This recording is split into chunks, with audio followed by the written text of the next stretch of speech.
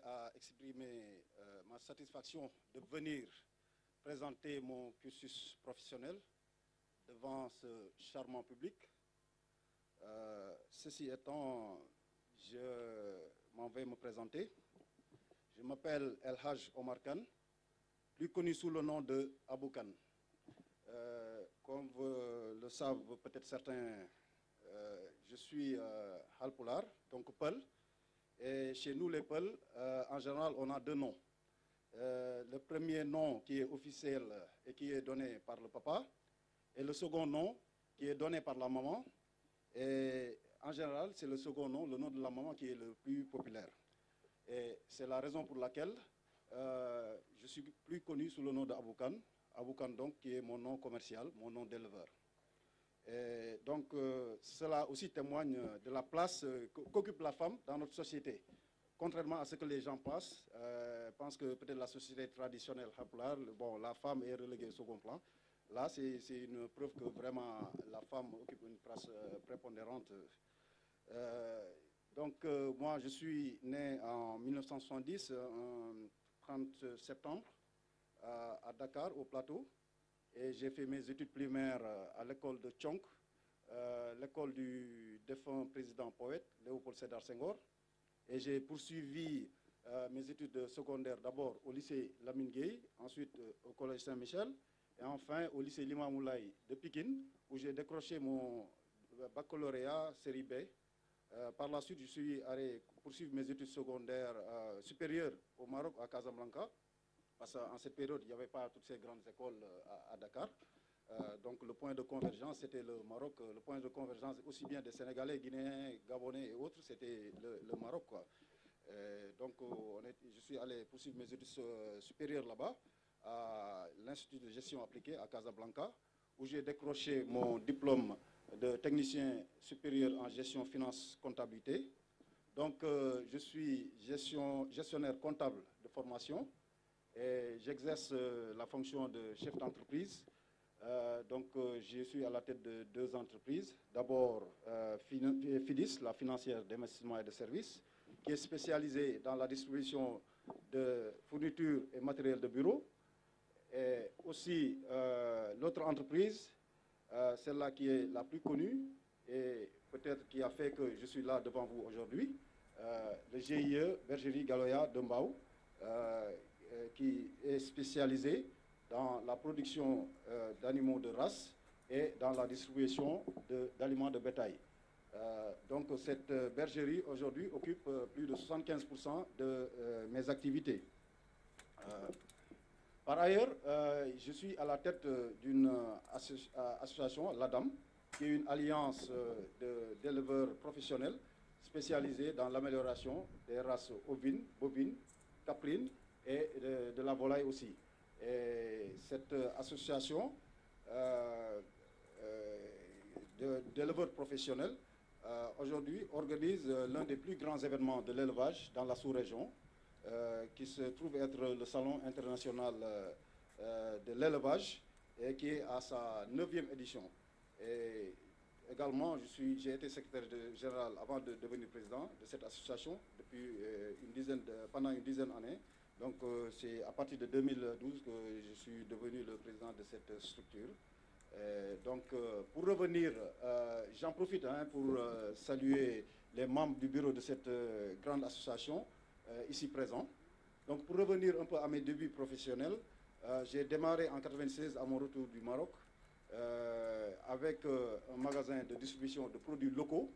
Parce que, bon, moi, je me suis dit, avant même d'aller au Maroc, je me suis dit que, bon, moi, je vais faire mes études supérieures, non pas pour avoir un diplôme, pour venir occuper quelque poste que ce soit, mais c'est surtout pour aller acquérir des connaissances qui vont me permettre de gérer demain l'entreprise que je vais créer.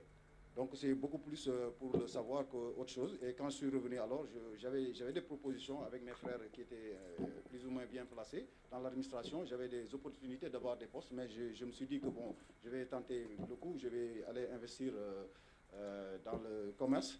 Et c'est comme ça que j'ai ouvert un magasin de distribution de produits locaux, d'oignons, de pommes de terre locales et de riz local. Donc j'ai été l'un des premiers à ouvrir un magasin de vente de riz local, de riz de la vallée, dont on fait la promotion aujourd'hui.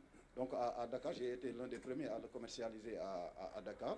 Et cela a continué jusqu'en 1997. Donc avec des amis basés aux États-Unis, on a créé une société de négoce international et d'intermédiation financière qui s'occupait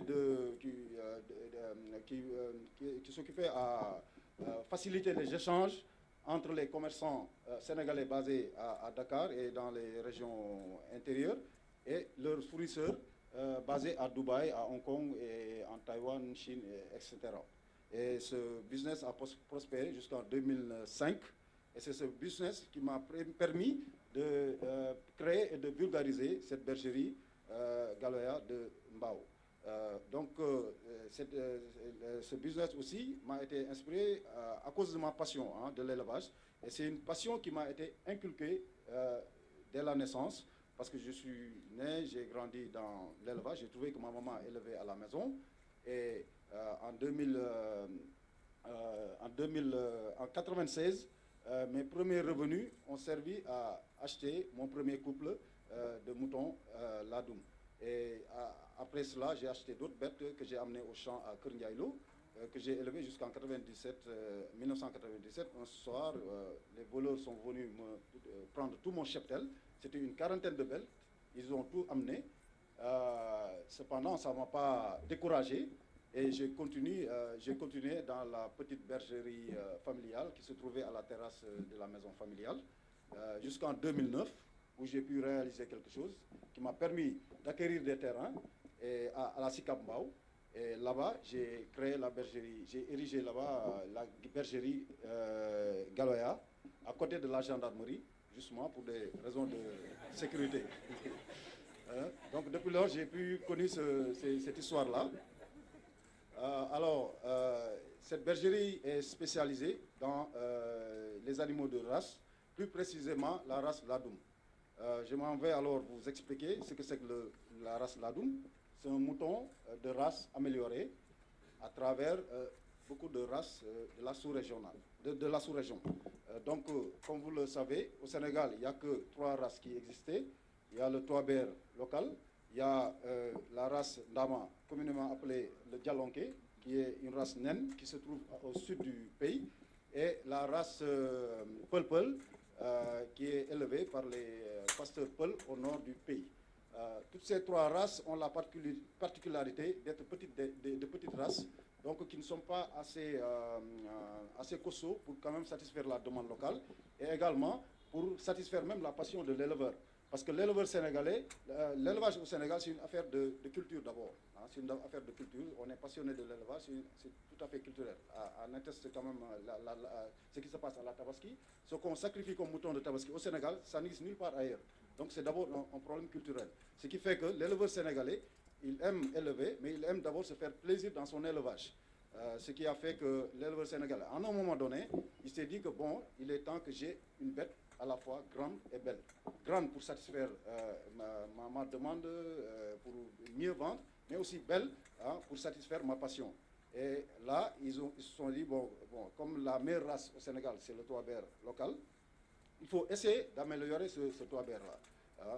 Maintenant, donc il nous faut une bête grande et belle.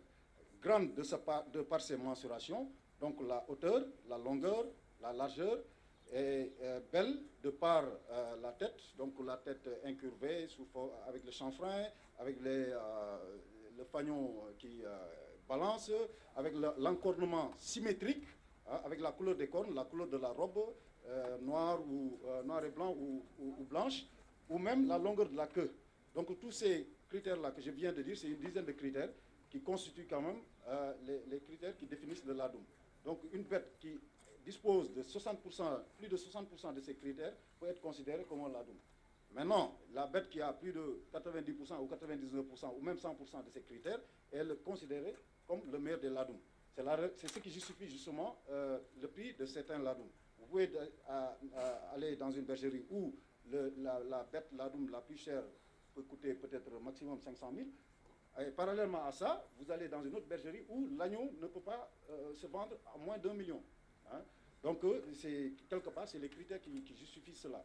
Et le Ladoum, c'est comme ça on a voulu améliorer le toit local en y joignant le toit mauritanien d'abord, qui est plus haut, en y joignant le bali-bali malien, qui est plus large et plus long, et en y joignant également le bali-bali nigérien, hein, qui est plus haut et plus large, et également en y joignant surtout le tchadien, hein, le bali-bali tchadien, qui est trapu, mais du point de vue esthétique, qui présente quand même des caractéristiques extraordinaires à cause de son chanfrein, à cause du fanion, à cause de la longueur de la queue et à cause de l'ossature.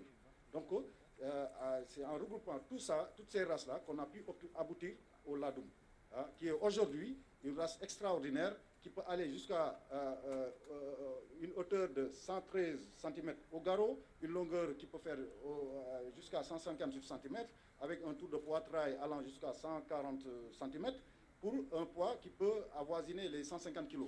Ça, on le trouve nulle part ailleurs dans le monde. Hein. Donc, je profite de cela quand même pour parler de l'importance du ladoum dans le développement de l'économie sénégalaise. Parce que comme on le sait, aujourd'hui, le Sénégalais est un grand consommateur de moutons. Hein, rien que pour la tabaski, on a besoin de plus de 720 000 béliers, alors qu'on n'en produit que 400 000 par an. Là, c'est déjà un marché pour les futurs entrepreneurs que vous êtes. Donc ça, c'est déjà un marché. Donc il y a un problème de race qui se pose. Parce que l'éleveur Peul qui vend son mouton à Dakar, il est obligé d'attendre 2 ans pour que son mouton, son bélier soit vendable, peut-être au maximum 75 000 francs. Et ce qui est désolant dans ça, c'est que malgré ça, le consommateur n'y trouve pas son compte parce que le bélier qui a fait les pâturages là, qui parcourt des dizaines de kilomètres par jour pour aller s'abreuver ou manger, devient tellement musclé que la viande n'est pas du tout agréable à consommer. Hein.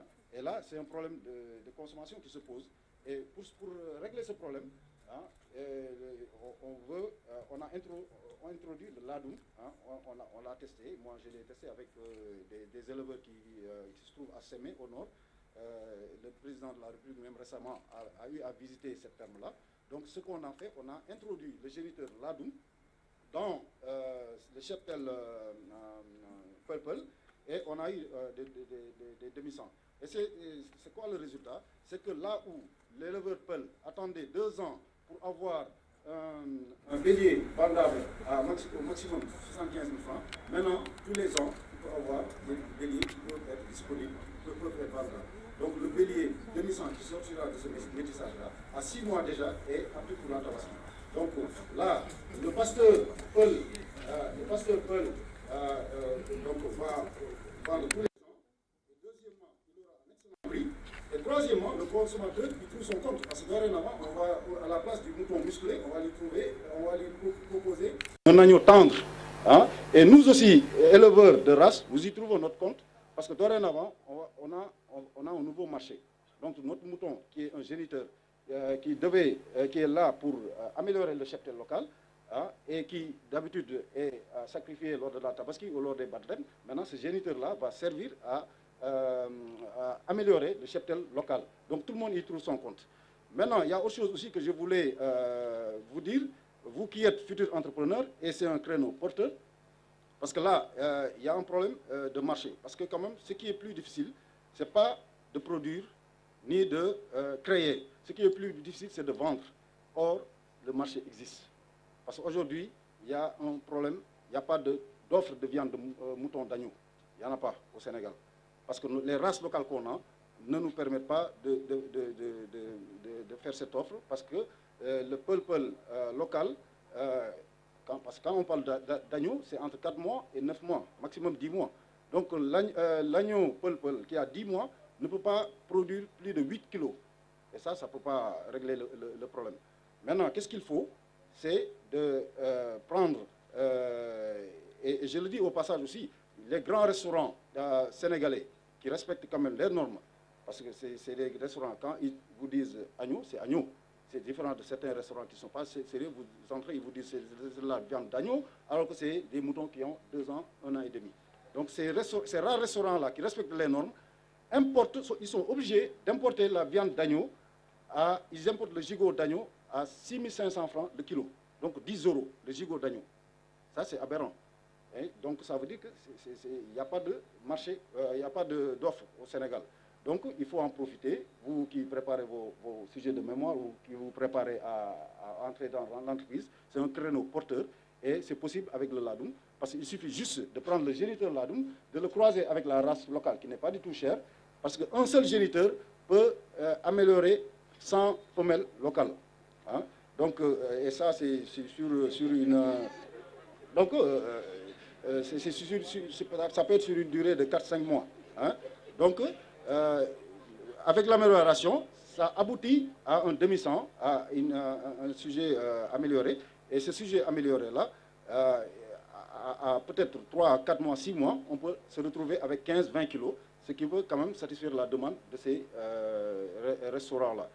Donc, j'en profite pour vous inciter à quand même investir dans l'élevage et également créer des entreprises pour innover, surtout innover, parce que quand même, on a beaucoup à faire. Si on regarde l'exemple, par exemple, du Brésil hein, ou de la France, par exemple, au Brésil, les éleveurs sont les plus riches. Parce que, à titre d'exemple, il y a un taureau brésilien qui appartient à deux entreprises. Le propriétaire initial, à un moment donné, il a voulu avoir un peu de liquidité. Il a vendu la moitié du taureau. Parce qu'un taureau, c'est un géniteur qui produit des embryons. Hein, qui produit des embryons. Donc, les embryons, un seul embryon peut aller jusqu'à plus de $100. Donc, et le géniteur, il a en produit des milliers, voire des millions. Donc, il a vendu la moitié à $200 000. Maintenant, ça appartient à deux entreprises. Et ça, c'est possible au Sénégal, avec nos ladoum. Parce que nos ladoum, on les a tellement bien préparés et tellement bien faits qu'aujourd'hui, on est capable de rivaliser avec n'importe quel éleveur dans le monde. Donc, pour ne pas empiéter sur le timing, c'est ma modeste contribution, de ma modeste expérience. J'espère que vous avez été intéressés et j'espère que...